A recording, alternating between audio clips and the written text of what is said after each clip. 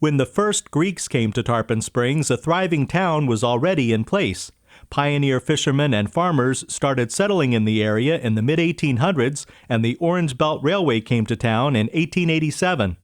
And in the early 1880s, it really took off because Hamilton Diston bought millions of acres in Florida, and he hired former territorial governor of Arizona, Anson Safford, to come in and sell land to wealthy Northerners. So it quickly became a resort town, and many of the people here also worked in service occupations dealing with the large estates of some of the wealthy Northerners.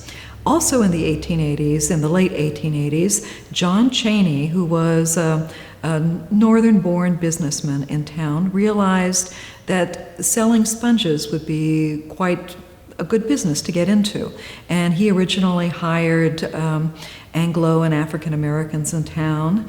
Many African Americans were attracted to the area to work in the sponge business, coming from Key West and the Bahamas, because they had a knowledge of how to gather and process sponges. Cheney hired a man named John Koukouris to help build the sponge industry in Tarpon Springs. At first, sponges were harvested with long poles as they were in the Keys, but eventually Koukouris brought in sponge divers from Greece who wore canvas suits with metal helmets. Tarpon Springs quickly surpassed the Florida Keys to become the largest sponge port in the United States. Koukouris realized within a couple years that the way they were gathering sponges was not optimum. If they used deep-sea diving techniques like they used in Greece, they could really quadruple the production. So he and his brothers got together and, with some financial help from Cheney, brought over an entire crew from Greece to go down and try the technique. And it was spectacularly successful. And that was in 1905, June 1905. By the end of the year, another, 500 men had come from Greece, learned about it from letters, from newspaper articles, whatever, they all came. Economics were not great in Greece at that time, so they were happy to come here, and it started a chain migration that continued for decades. I came in the States, I stayed in New York for a year or so. I work construction up there, painting. And a friend of mine who arrived in Florida as a tourist, and we found Tarpon Springs. And it was just like another part of Greece for us.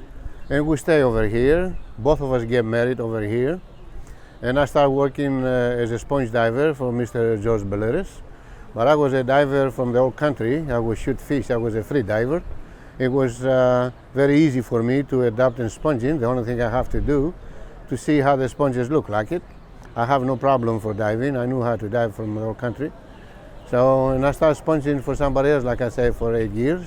And then I built myself a little boat. I worked that for 7 years. And then I built this boat over here.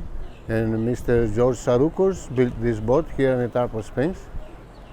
And the only boat, Greek design boat, fiberglass in the whole United States. You find another boat the same design as this, but most of them, they're wood boats, they're not a fiberglass. This boat is the whole boat fiberglass. The Anastasia is the last sponge boat in use in Tarpon Springs that has a traditional Greek design. You can take any ocean, you can take any waves and any sea. Impossible to sink this boat unless some pipe breaks down in a hole and then water come into the boat to sink it. The other way is no way to sink this vessel. And what makes them best and better is the design. It's a Greek ancient design boat and made to take the waves, to take the ocean, doesn't fight the water. You might get a little bit rock and roll, as we call it, but that's the way it is. It doesn't fight the water. It goes with the ocean, goes with the waves. Any size, any way, any direction. That's what makes this boat special.